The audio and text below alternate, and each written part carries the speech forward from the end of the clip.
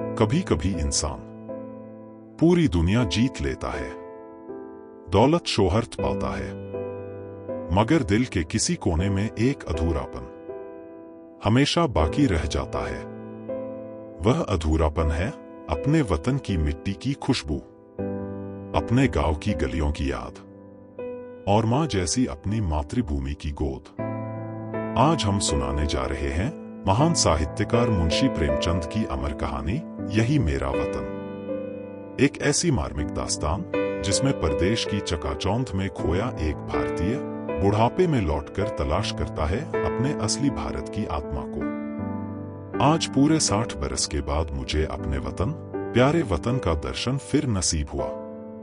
जिस वक्त मैं अपने प्यारे देश से विदा हुआ और किस्मत मुझे पश्चिम की तरफ ले चली, मेरी उठती जवानी थी। मेरी रगों में ताजा खून दौड़ता था और सीना उमंगों और बड़े बड़े इरादों से भरा हुआ था।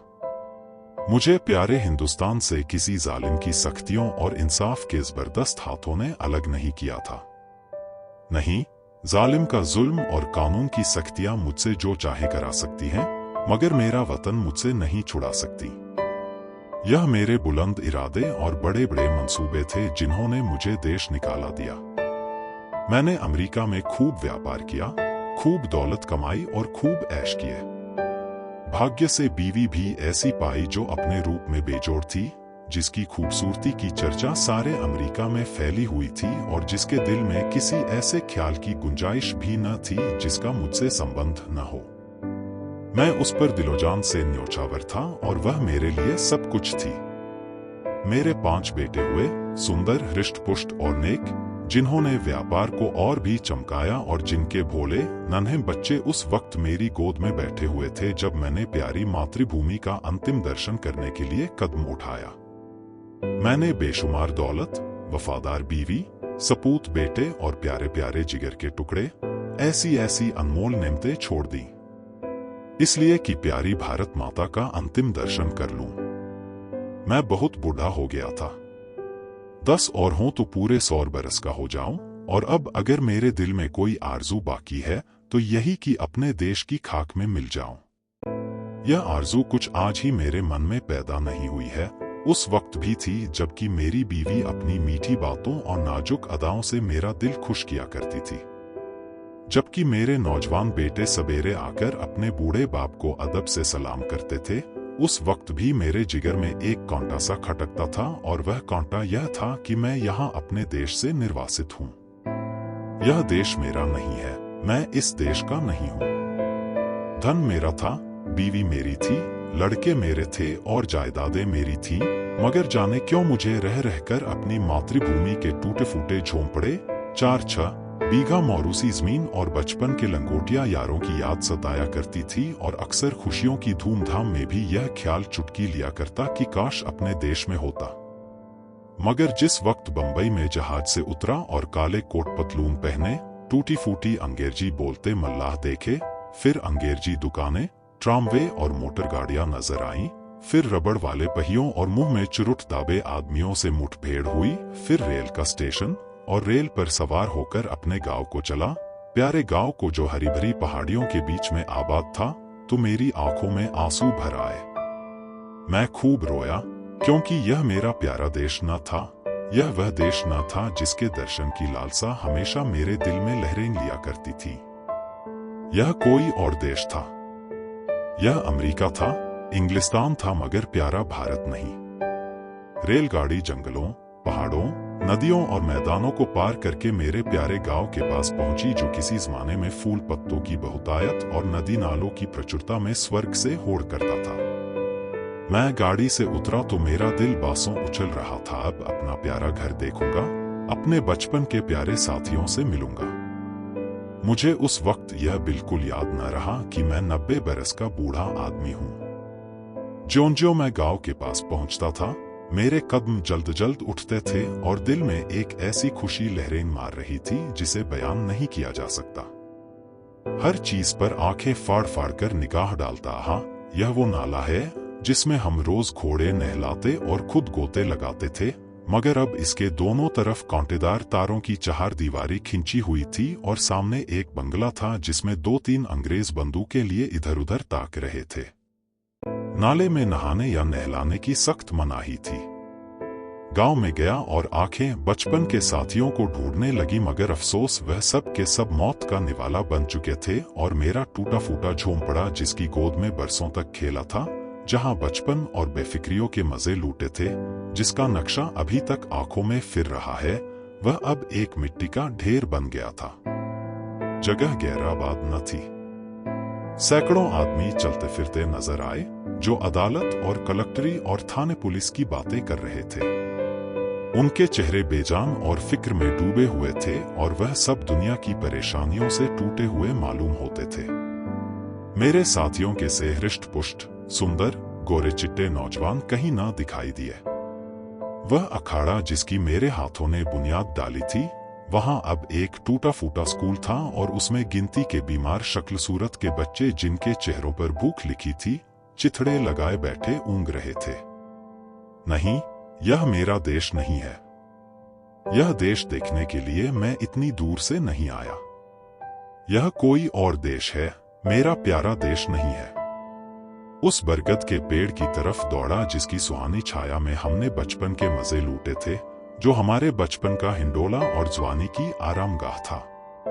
इस प्यारे बरगद को देखते ही रोना सा आने लगा और ऐसी हसरत भरी, तड़पाने वाली और दर्दनाक यादें ताजी हो गईं कि घंटों जमीन पर बैठकर रोता रहा।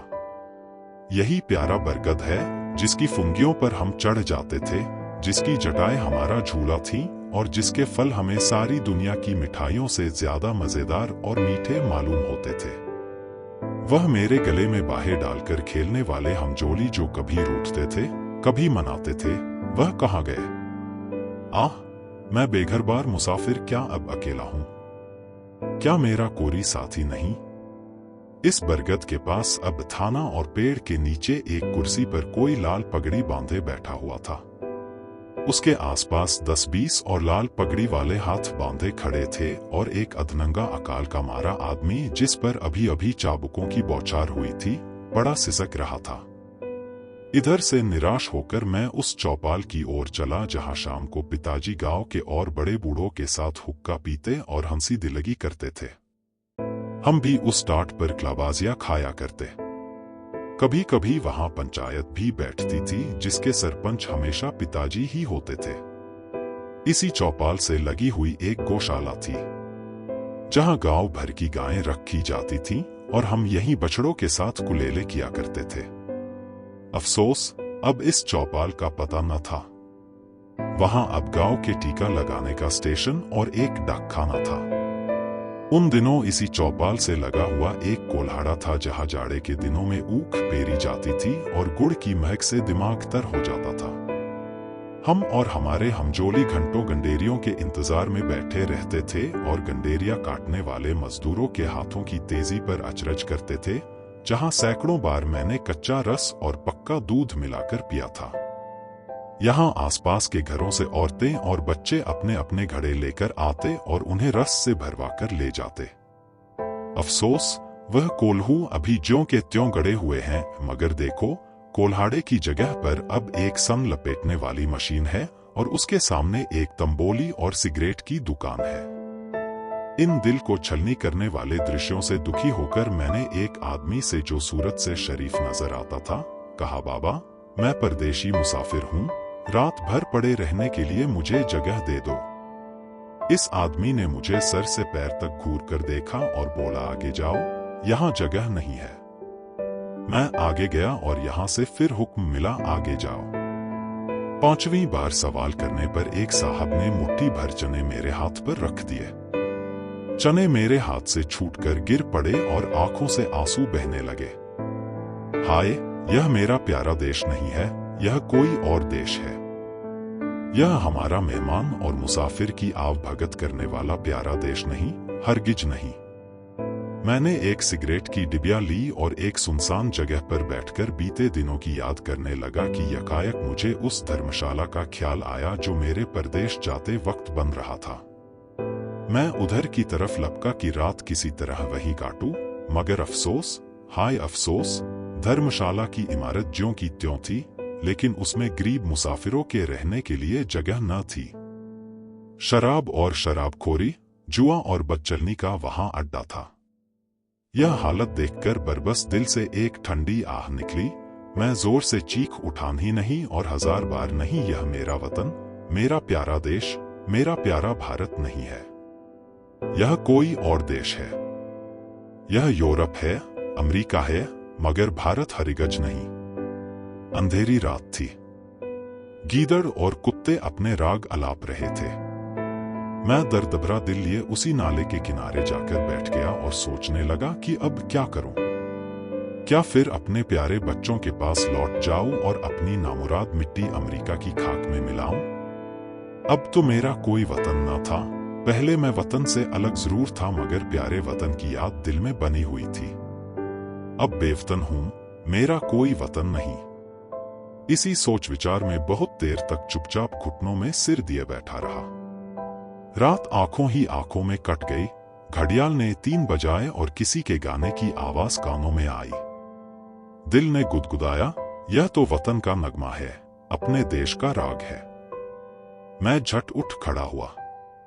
क्या देखता हूं कि 15-20 औरतें, बूढ़ी, कमजोर, सफेद धोतियां पहने, हाथों में लोटे लिए स्नान को जा रही हैं और गाती जाती हैं, प्रभु मेरे अवगुण चित्त न धरो।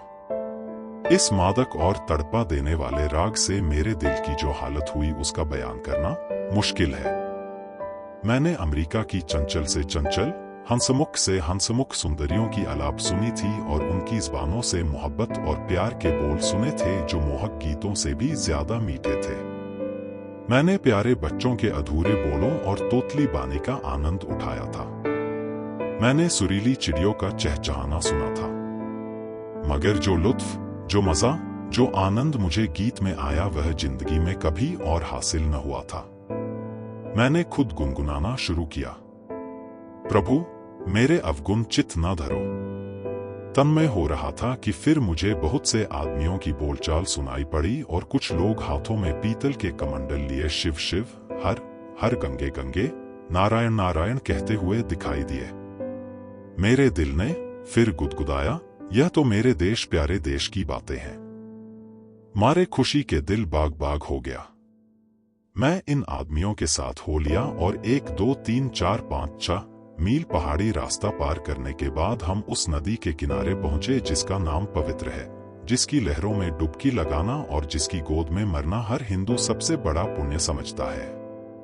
गंगा मेरे प्यारे गांव से 6-7 मील पर बहती थी और किसी जमाने में सुबह के वक्त घोड़े पर चढ़कर गंगा माता के दर्शन को आया करता था। उनके दर्शन की कामना मेरे दिल में हमेशा थी। यहाँ मैंने हजारों आदमियों को इस सर्द ठिठुरते हुए पानी में डुबकी लगाते देखा। कुछ लोग बालू पर बैठे गायत्री मंत्र जप रहे थे। कुछ लोग हवन करने में लगे हुए थे। कुछ लोग माथे पर टीके लगा रहे थे। कुछ और लोग वेद मंत्र सस्वर पढ़ रहे थे। मेरे दिल ने फिर गुदगुदाया और मैं जोर से कह उठा, हा, यही मेरा देश है, यही मेरा प्यारा वतन है, यही मेरा भारत है। और इसी के दर्शन की, इसी की मिट्टी में मिल जाने की आरजू मेरे दिल में थी। मैं खुशी में पागल हो रहा था। मैंने अपना पुराना कोट और पतलून उतार फेंका और जाकर गंगा माता की गोद में गिर पड़ा, जैसे कोई नासमझ भोला भाला बच्चा दिन भर पराए लोगों के साथ रहने के बाद शाम को अपनी प्यारी माँ की गोद में दौड़कर चला आए, उसकी छाती से चिपट जाए। हाँ, अब अपने देश में हूँ। यह मेरा प्यारा वतन है, यह लोग मेरे भाई, गंगा मेरी माता है। मैंने ठीक गंगा जी के किनारे एक छोटी सी झोंपड़ी बनवा ली है और अब मुझे सिवाय राम नाम जपने के और कोई काम नहीं। मैं रोज शाम सवेरे गंगा स्नान करता हूँ और यह मेरी लालसा है कि इसी जगह मेरा दम निकले और मेरी हड्डियां गंगा माता की लहरों की भेंट चढ़े। मेरे लड़के और मेरी बीवी मुझे बार बार बुलाते हैं, मगर अब मैं यह गंगा का किनारा और यह प्यारा देश छोड़कर वहां नहीं जा सकता। मैं अपनी मिट्टी गंगा जी को सौंपूंगा। अब दुनिया की कोई इच्छा, कोई आकांक्षा मुझे यहां से नहीं हटा सकती, क्योंकि यह मेरा प्यारा देश, मेरी प्यारी मातृभूमि है और मेरी लालसा है कि मैं अपने देश में मरूं। दौलत, वैभव और पराई धरती का ऐशो आराम सब इंसान को सुख दे सकते हैं, मगर सच्ची तृप्ति सिर्फ अपनी मिट्टी में है, अपनी जड़ों से जुड़े रहने में है। मुंशी प्रेमचंद की यह भावुक कहानी हमें यही सिखाती है कि भारत की असली पहचान उसकी संस्कृति, उसकी आस्था और उसकी मातृभूमि की गोद में है।